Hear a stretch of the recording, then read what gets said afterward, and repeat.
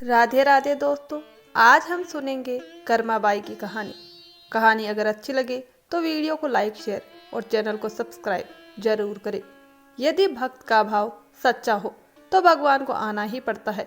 एक छोटे से गांव में एक जाट अपनी पत्नी और अपनी इकलौती बेटी के साथ रहता था। बेटी का नाम था कर्मा। जाट श्री हरि का अनन्य भक्त था। वह प्रतिदिन विधि विधान से भगवान की पूजा करता और घर में जो भी भोजन बनता पहले उसका भोग ठाकुर जी को अवश्य लगाता। एक बार जाट और उसकी पत्नी ने तीर्थ यात्रा पर जाने का विचार किया। वे कर्मा को भी साथ ले जाना चाहते थे, पर चिंता हुई कि पीछे ठाकुर जी की सेवा कौन करेगा। अंत में उन्होंने कर्मा को समझाया और भगवान की सेवा का दायित्व उसे सौंपकर तीर्थ के लिए निकल गए। अगले दिन कर्मा देर से जागी। उसने जल्दी जल्दी स्नान किया और रसोई में जाकर खिचड़ी बना ली। उसने उसमें भरपूर घी और गुड़ डाला और थाली में सजाकर ठाकुर जी के सामने रख दिया और हाथ जोड़कर बोली, लो ठाकुर जी, भोग लगाओ। माँ बाबा घर पर नहीं है।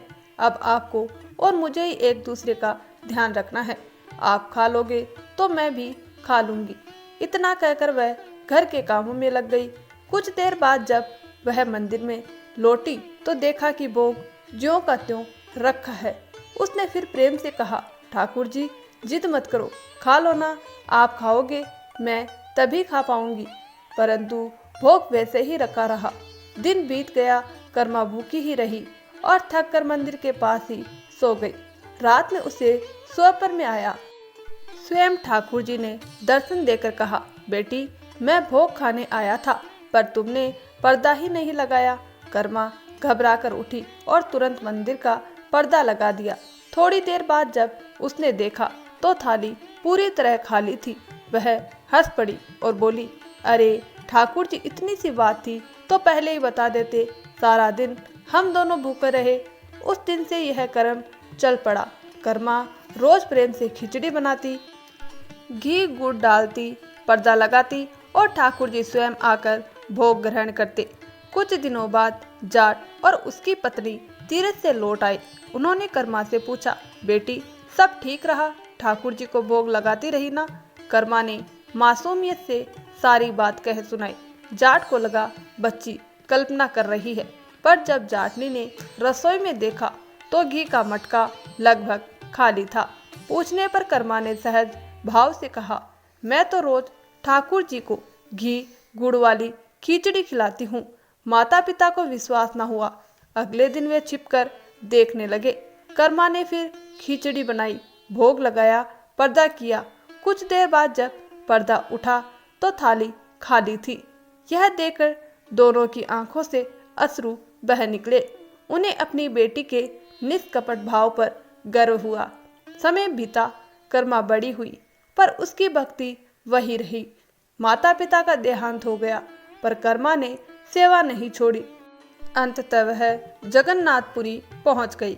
वहां भी वह प्रतिदिन भगवान को खिचड़ी का भोग लगाती और भजन कीर्तन में लीन रहती। उसकी भक्ति इतनी सरल और सच्ची थी कि उसे हर रोज अपने प्रभु की दिखाई देते। एक दिन उसके द्वार पर एक संत आए। उन्होंने देखा कि कर्मा बिना अधिक आडंबर के सीधे खिचड़ी बनाकर भोग लगा देती है। संत ने समझाया, बेटी, पहले स्नान करो, फिर रसोई की शुद्धि करो, उसके बाद विधि पूर्वक भोग लगाओ। कर्मा ने विनम्रता से कहा, मुझे तो यही आता था, पर अब मैं आपकी आज्ञा मानूंगी। अगले दिन उसने संत के बताए अनुसार सब कार्य किए। इस कारण खिचड़ी बनने में देर हो गई। उसी समय स्वयं जगन्नाथ अपने भक्त के द्वार पर आ पहुँचे और पुकारने लगे, माँ, खिचड़ी दो। पर खिचड़ी अभी तैयार नहीं थी। भगवान लौट गए। थोड़ी देर बाद फिर आए और स्नेह से पुकारा। जब खिचड़ी तैयार हुई तो कर्मा ने प्रेम से भोग लगाया।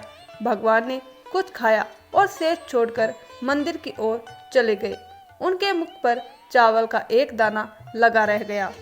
मंदिर में जब पुजारी भोग लगाने आए तो देखा कि प्रभु के होठों पर पहले से ही चावल का दाना है। वे आश्चर्यचकित रह गए। विनती करने पर भगवान ने बताया, मैं अपने भक्त कर्मा के घर खिचड़ी खाकर आया हूँ। वह बचपन से प्रेम से मुझे भोग लगाती है। आज देर हो गई तो मैं स्वयं लेने चला गया। यह सुनकर संत को अपनी भूल का आभास हुआ। वे कर्मा के पास पहुँचे और बोले, बेटी, तुम्हारा प्रेम ही सबसे बड़ी पूजा है। तुम जैसे करती हो वैसे ही करती रहो। इस प्रकार जब तक कर्मा जीवित रही, वह प्रेम से खिचड़ी का भोग लगाती रही और भगवान स्वयं आकर उसे स्वीकार करते रहे। यह कथा हमें सिखाती है कि सच्ची भक्ति में विधि से अधिक महत्व भाव का होता है। जो भक्त निष्कपट हृदय से श्री हरि को पुकारता है और भगवान उसके द्वार पर अवश्य आते हैं। दोस्तों, अगर आपको कर्मा बाई की कहानी अच्छी लगी हो तो वीडियो को लाइक, शेयर और चैनल को सब्सक्राइब जरूर करें और कमेंट बॉक्स में जय ठाकुर जी महाराज की अवश्य लिखिए। धन्यवाद दोस्तों।